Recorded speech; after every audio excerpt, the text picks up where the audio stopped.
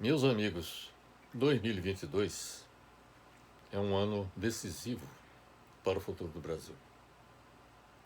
A depender das escolhas que venhamos a fazer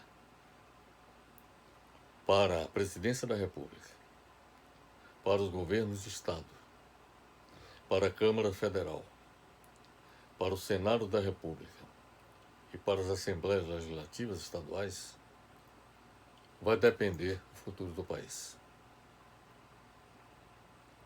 Em outras palavras, o futuro do Brasil depende das nossas escolhas.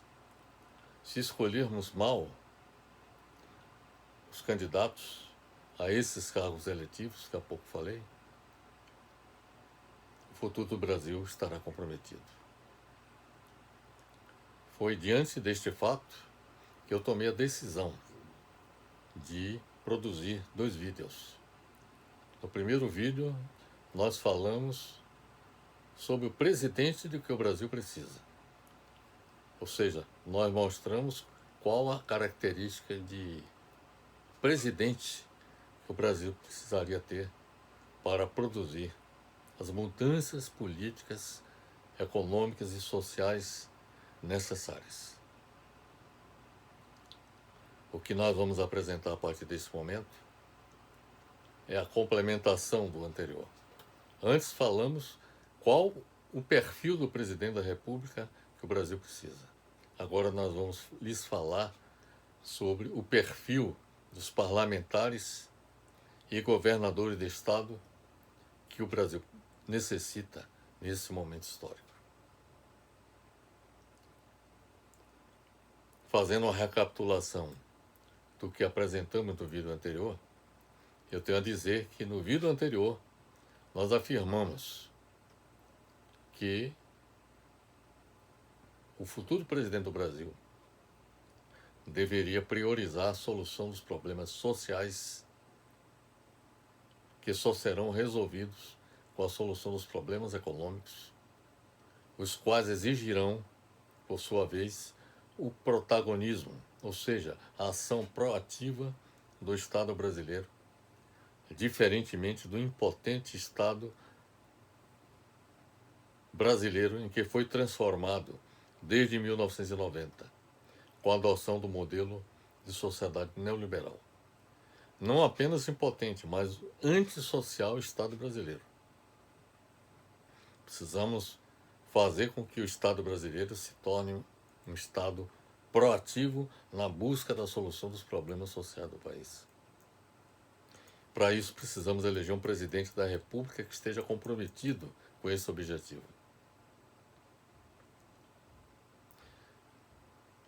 No vídeo anterior, afirmamos que o futuro presidente do Brasil deve ser capaz de atender com urgência às necessidades mais prementes da grande maioria da população brasileira, que são o aumento do emprego, com seus direitos trabalhistas assegurados, haja vista que temos hoje 13,5 milhões de desempregados em nosso país e 32 milhões de trabalhadores subutilizados.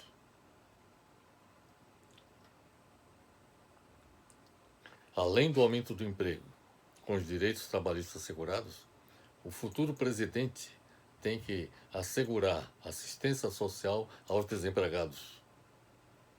O aumento da renda, hoje bastante aviltada da população. O acesso à casa própria pela população pobre, com a infraestrutura necessária, haja vista que nós temos hoje, em nosso país, um grande déficit habitacional que precisaria ser resolvido. O provimento da assistência social garantida às populações em situação de rua, que são quase que 250 mil brasileiros que vivem na rua sem a menor assistência. A superação da fome endêmica sofrida pela população brasileira, e isso corresponde a 52 milhões de brasileiros que passam fome, e dos quais 13 milhões estão enfrentando o que se chama extrema pobreza.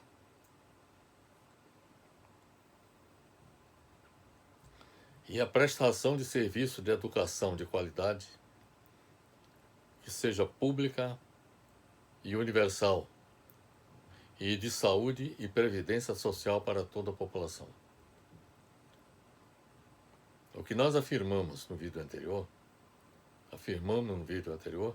que o futuro presidente do Brasil deve se comprometer primordialmente, como candidato, a reverter todos os males sociais gerados pelo governo Bolsonaro e a erradicar do país todas as medidas neoliberais contrárias aos interesses do povo, das empresas nacionais e da nação brasileira impostas pelos diversos governos brasileiros desde 1990. No vídeo anterior, nós afirmamos que sem a extirpação dos males sociais gerados pelo governo Bolsonaro e das medidas neoliberais adotadas no Brasil desde 1990, os problemas econômicos, sociais e ambientais do Brasil não serão resolvidos. Esta é a condição sem a qual continuaremos convivendo com os males que afetam o nosso país desde 1990.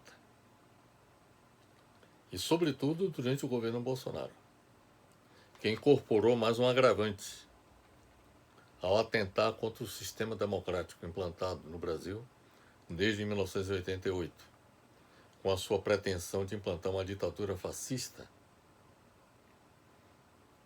No vídeo anterior,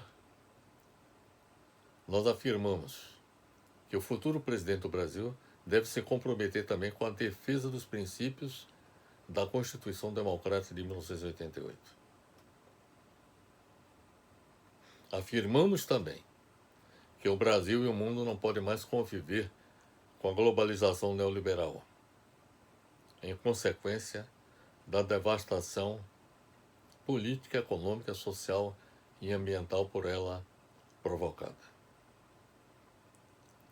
No vídeo anterior, afirmamos que o futuro presidente do Brasil tem que necessariamente demonstrar de forma convincente que possui um plano de governo a ser colocado em prática, que visa atender às expectativas das mais amplas camadas da população brasileira.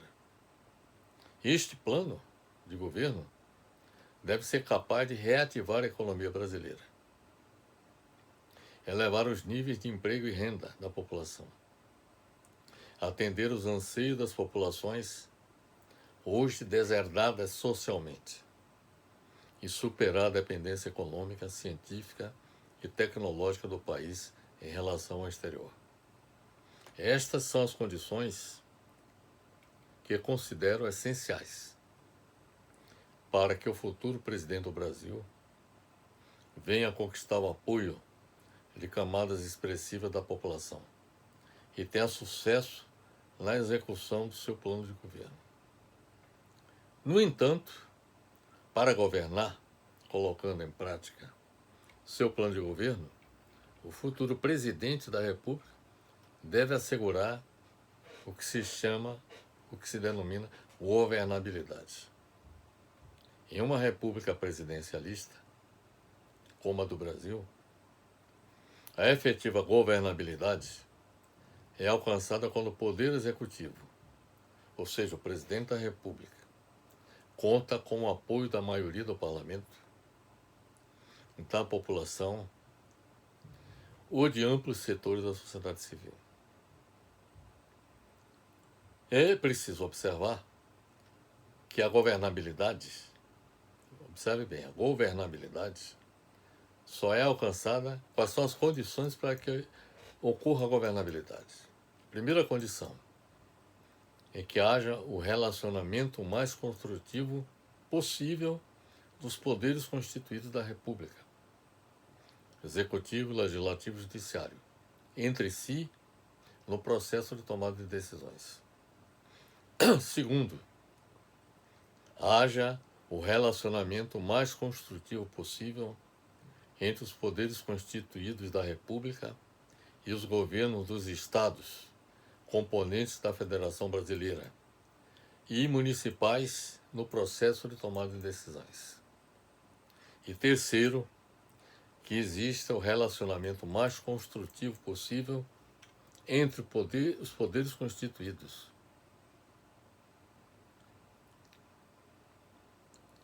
da República e a sociedade civil no processo de tomada de decisões.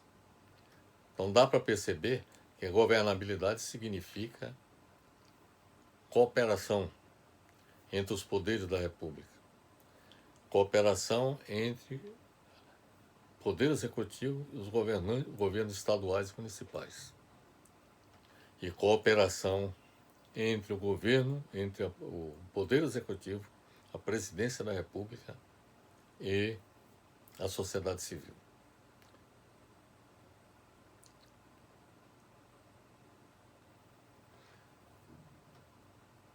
É importante observar também que governabilidade expressa, em síntese, a possibilidade do governo de uma nação realizar políticas públicas resultantes da convergência entre as várias instâncias do Estado Nacional.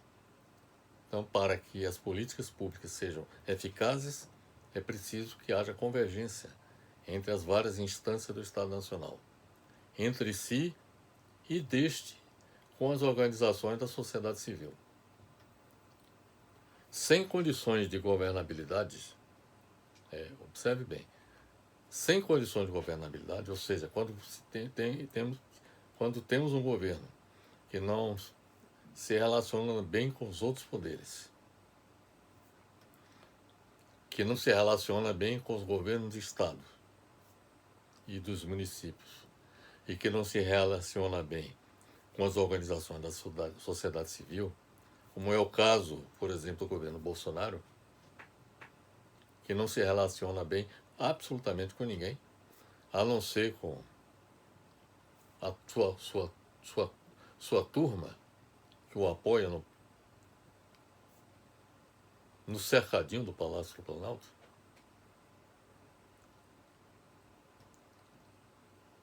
Dificilmente ele terá condições de governar.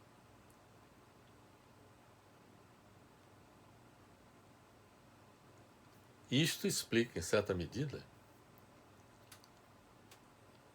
a situação catastrófica em que nós nos encontramos hoje no Brasil. Porque nós temos uma presidente da República incapaz de implementar políticas públicas. Inclusive, muitas dessas políticas públicas têm sido questionadas, são judicializadas, e muitas dessas decisões tomadas pelo Poder Executivo são anuladas pela ação do Poder Judiciário. Muitas dessas ações não são levadas avante porque não contam com o apoio dos governadores e de muitos prefeitos. Nós precisamos mudar esse quadro. E para que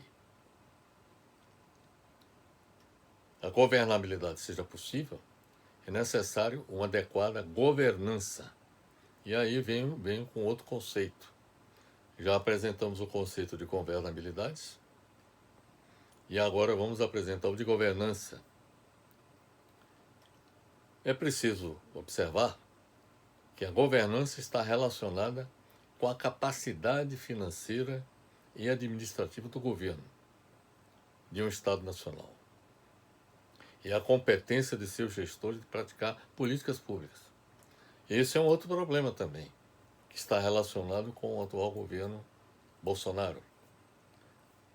Nem a governabilidade, pelas razões que já lhes expliquei, e muito menos a governança, simplesmente porque, para haver governança, é necessário que haja governabilidade. A governança, como eu já disse, está relacionado com a capacidade financeira e administrativa do governo e a competência dos seus gestores de praticar políticas públicas. Isso também, na prática, não está acontecendo. A capacidade financeira e administrativa do governo está sendo colocada em xeque sistematicamente e a competência dos seus gestores, igualmente. O que se observa é uma incompetência generalizada na gestão do governo federal. Então, governança está relacionada com a capacidade financeira e administrativa do governo de um Estado nacional e a competência de seus gestores de praticar políticas públicas. Governança, repito, é a competência dos gestores do governo de colocar em prática as decisões tomadas. Ou, em outras palavras, a capacidade do Estado Nacional exercitar seu governo, coisa que não acontece com o governo Bolsonaro. Governança significa transformar o ato governamental em ação pública, articulando as ações do governo em todos os níveis e com a sociedade civil. Isso não acontece. O governo é um monstrengo administrativo sem precedentes na história do país. Sem condições de governabilidade, é impossível uma adequada governança. Isso explica o caos administrativo em que se encontra o Brasil. O Brasil só alcançará a governabilidade e assegurará efetiva governança desde que o governo federal conte com maioria parlamentar na Câmara dos Deputados e no Senado Federal e conte com o apoio da maioria dos governos estaduais e municipais. Por exemplo, hoje, o governo Bolsonaro, por exemplo, conta com a maioria parlamentar na Câmara dos Deputados. Razão pela qual o impeachment de Bolsonaro não saiu, porque o presidente da Câmara não coloca para análise dos seus pares. E no Senado Federal, o governo não conta com a maioria. Mas o fato de não contar também com o apoio da maioria dos governos estaduais e municipais, isso representa um problema muito sério do ponto de vista da governabilidade. O único apoio institucional que o governo Bolsonaro conta é da Câmara dos Deputados.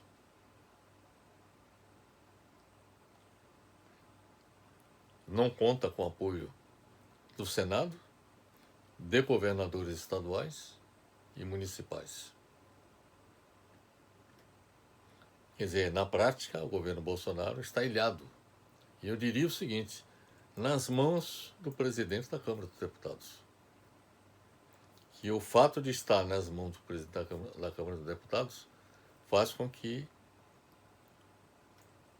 o Bolsonaro se submeta aos ditames do presidente da Câmara dos Deputados.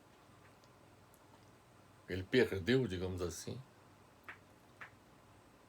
a autonomia que um presidente da República precisa ter para governar. Como eu já disse, o Brasil só alcançará a governabilidade e assegurar a efetiva governança desde que o governo federal conte com a maioria parlamentar na Câmara dos Deputados e no Senado Federal e conte com o apoio da maioria dos governos estaduais e municipais. Isso significa dizer que, além de eleger o futuro presidente, esse é um ponto que eu queria destacar aqui, é preciso que a maioria dos parlamentares e dos governadores de estado estejam alinhados politicamente com o futuro presidente para colocar em prática o plano de governo. Então, é importante que haja a formação de uma maioria parlamentar, tanto na Câmara Federal, no Senado da República, nas Assembleias Legislativas Estaduais nos governos de Estado, a fim de que nós possamos construir um novo caminho para o nosso país. Isso significa dizer que, além de eleger o futuro presidente, é preciso que a maioria dos parlamentares e dos governadores de Estado estejam com ele alinhados politicamente para colocar em prática o plano de governo. Não basta, portanto, eleger um novo presidente da República, comprometido com os interesses da grande maioria da população. Trata-se de um equívoco imaginar que elegendo um presidente da República estará resolvido todo o problema que nós temos no país. Nós temos que eleger um presidente da República comprometido com as mudanças. Mas é preciso eleger parlamentares e também governadores de estados comprometidos com as mudanças nessas políticas econômicas, sociais e ambientais necessárias ao Brasil. Portanto, é preciso que o eleitorado elija uma maioria de parlamentares e de governadores de estado que estejam comprometidos com a extirpação dos males sociais e a extirpação das medidas neoliberais que contribuíram para atentar contra os interesses da população e do Brasil desde 1990. Isso significa dizer, meus amigos, que o eleitorado não deve votar em candidatos ao parlamento e ao governo de estados que estejam alinhados com Bolsonaro e que sejam favoráveis ao neoliberalismo. Esta é a recomendação que eu gostaria de fazer e, com isso, demonstrar que, se nós queremos efetivamente promover mudanças políticas, econômicas e sociais no Brasil, é preciso que se eleger um presidente da República comprometido com essas mudanças, mas também eleger um parlamento e governadores estaduais que estejam também comprometidos com essa mudança. Então é esta a mensagem que eu gostaria de deixar para vocês, e com isso eu creio que cumpri a minha obrigação de cidadão. Na abertura deste ano de 2022, e colocar minha visão a respeito dessa problemática da maior relevância para o futuro do Brasil. O futuro do Brasil está em nossas mãos. Depende de nós apontarmos o caminho que nos conduza ao progresso político, econômico e social do país. Um grande abraço para todos.